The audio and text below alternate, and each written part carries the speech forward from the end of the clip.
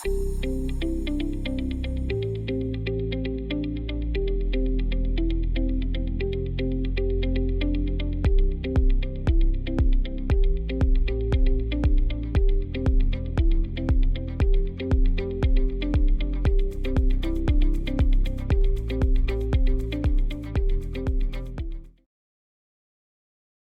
October 9th, wat Kahnawà the KahnawakeTV. Welcome to the Kahnawà COVID-19 Task Force update.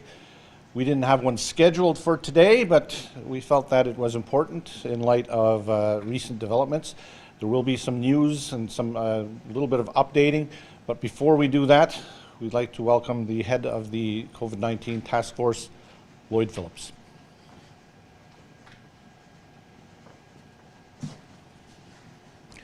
Thank you, Joe. Good afternoon, everybody.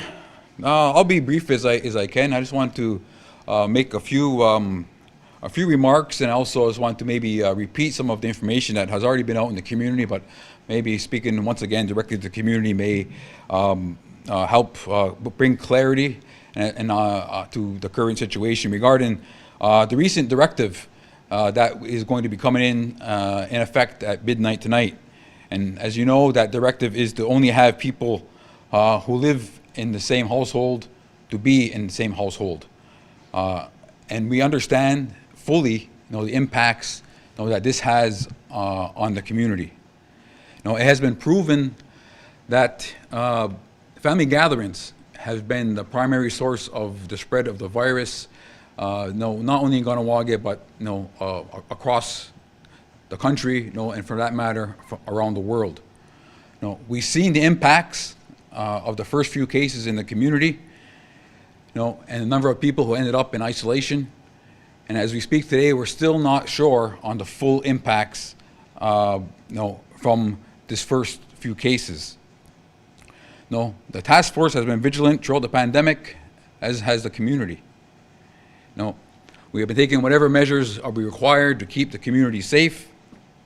But we also had some luck on our side over the past 7 months. We have dodged a few bullets. But we can't depend strictly on luck. As we speak, there are over 100 outstanding COVID tests awaiting results. This is beyond our control. The tests are done in the community, but need to be sent to an outside lab for analysis, and we need to get the results. Unfortunately, at this time, they have major backups. So it is possible that there are people in our community who are positive and they don't know it. And anybody they come in contact with, could be at risk. So the safest thing to do at this point in time is to stay home as much as possible. The reason for having only household units stay together is to protect each individual household. If one person is infected, it's easier to contain in the household, and overall, there are less contacts and it does not impact multiple households. Throughout the pandemic, the task force had always had a good sense of what was happening in the community, and help guide us make decisions. As we speak today, for many reasons, including the testing, we do not have a good sense of what's happening. There are many unknowns, there is a risk, and therefore we need it to act. If the task force identified a risk and we failed to act, and we failed to warn the community, we would be negligent. So, we understand the huge responsibility that we have in the community, and we take it very seriously. We know our decisions have major impacts on everybody, but we also understand and take very seriously the fact that some of the decisions we make are or could be a matter of life and death. We try our best to protect and assess what is coming and be proactive. The measures that we take or the lack thereof, we will only see the impacts of those a couple of weeks down the road, whether those be positive impacts or negative impacts. Now, that's why, with that said, we didn't want to put a timeline on the most recent directive. No, this is because the situation is very fluid. Information is changing on a daily basis. The situation around us is changing on a day-to-day basis. But if we feel confident in a couple of weeks, once we get back results, once we do another further assessment, that we could lessen the measures, we will. But again, it's all based on science. So this may not be something that's in effect for the next several months or month or two, but we want to minimize this as much as we possibly can. And I think it's important for people to understand that we are taking action now, but things are always, subject to change as information changes as well. We did, as much as possible, try to accommodate the needs of the community. For people may require services, such as various deliveries. They may need some repairs in their home. At this point in time, those things are not prohibited. It's each individual choice as a community member if you need services in your home, if you want somebody to come there. Again, maximizing the safety precautions, but basically they come into your home, they do what they got to do, and they leave. Also, if you are a caregiver or a babysitter, or you're somebody who has to lend support to an individual, these are also exceptions to the rule. Because we understand there are many needs individuals have, whether that be health-wise, mental health-wise, or assistance with childcare. These are very important things for everybody, and these things are also exempt. Now, I guess maybe there's one point that I want to update and clarify, regarding the directive about gatherings only in the household. Because in the household is where there is the greatest risk. As many people had some ideas on how they could visit a loved one, an elder, outside or through a window in a very safe manner, very similar to what we'd seen in the beginning of the pandemic. And these types of visitations are going to be permitted. But I must emphasize very strongly that it must be done safely. It must be done with the distancing. Obviously, hand washing should be done and paramount for safety first and foremost. Visitation should be minimized outdoors, through a window, and we're certainly hoping it'd be minimal and one family at a time. On a different note for a minute, I know many people have been asking and wondering why are cigarette stores allowed to be open and other retail allowed to be open when you're asking us to stay home. The reason is, at this point in time, there are several safety mechanisms put into place at these stores. And if you want to take a look for yourself, go to any one of the stores.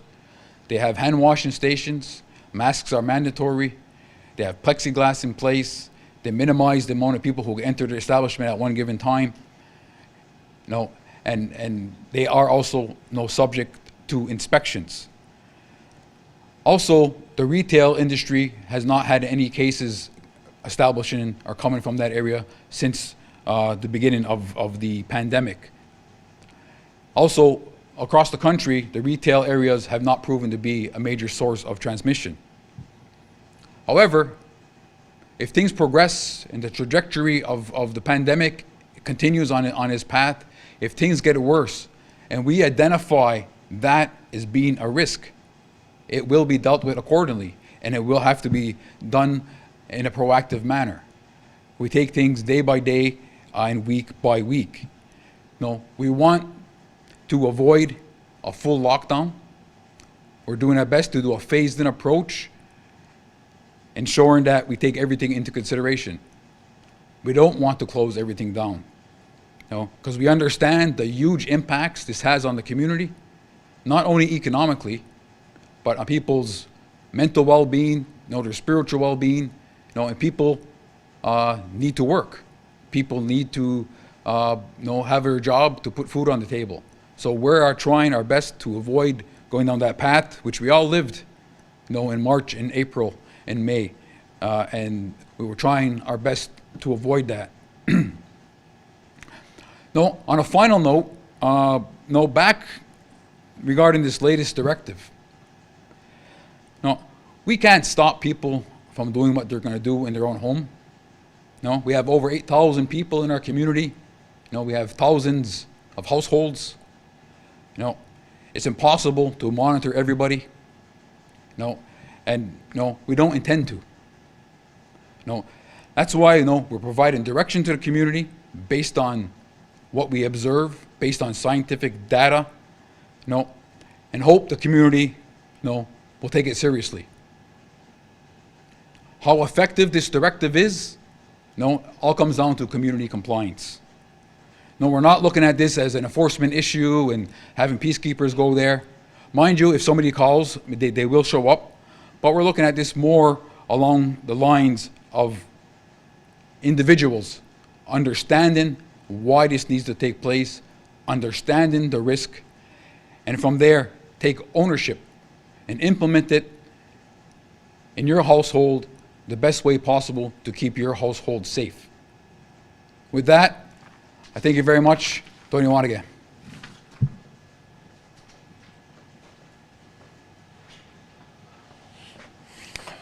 All right, thank you very much, Lloyd. Well, with the directives, there comes compliance, and many people in our community, I would say the vast majority, are actually pleased with the way things go. There will always be those who are not happy with some of the directives, some of the decisions, but they are decisions that have to be made. And unfortunately, though we are very proud and will fight for our right to have freedom of speech and freedom of expression, there are lines that sometimes get crossed. Mohawk Council of Kahnawake today did put out a release on an issue that we're seeing at the task force based on certain people who don't like a decision or a directive, and they have taken it upon themselves to attack some people on the task force personally. That is wrong, and again, the MCK did make a statement today, and we'd like to invite from the Mohawk Council of Kahnawake, Ietsénhaienhs, Rhonda Kirby.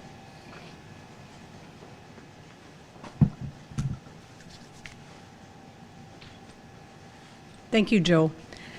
I'm also here as a member of the Board of Directors for the Kahnawake Memorial Hospital Center.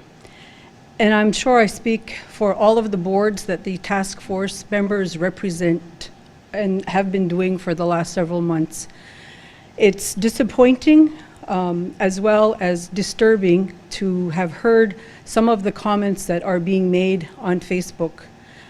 In light of what has recently happened to one of our sisters, Joyce Eshikon from the Atikamekw Nation, who certainly suffered racist discrimination. It's sad that some of our community members feel that this is the way that they should be voicing their opinion. Please remember that everyone here on the task force is a mother, a father, a grandmother, a grandfather, sister or a brother to all of us here. And most of all, they're all of our friends.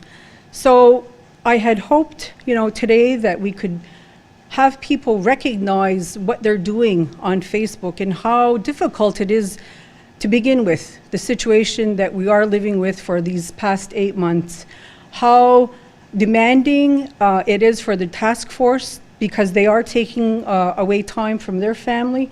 But it needs all of us to make sure that we get through this. It's difficult, it's It's hard for some to understand what we have to do, but it's also very important that we stick together and follow the task force recommendations. I'm not sure if there's any other community in the country who has had the support from the a task force in their own community to be able to provide you with the information that we get daily from the task force. And we know that they have worked tirelessly over the past several months, along with our communications team from MCK and all the support workers that are involved at public safety. It takes a lot of people to be able to provide the information for you. I'm sure a lot of you watch the American news and see what's happening, and it's difficult to understand, but the whole world is going through this, and if we can support one another at this time, be respectful to yourself, most of all, but be respectful for everybody here in the community to make sure that we can get through this. So again, I would just like to say that all of us at MCK support the task force, and we're very proud of what they've done, and we hope that all of you can continue to follow the guidelines that are being given to you, because it's for your protection. So with that, I'd like to wish everyone a happy Thanksgiving weekend and take care. Now go.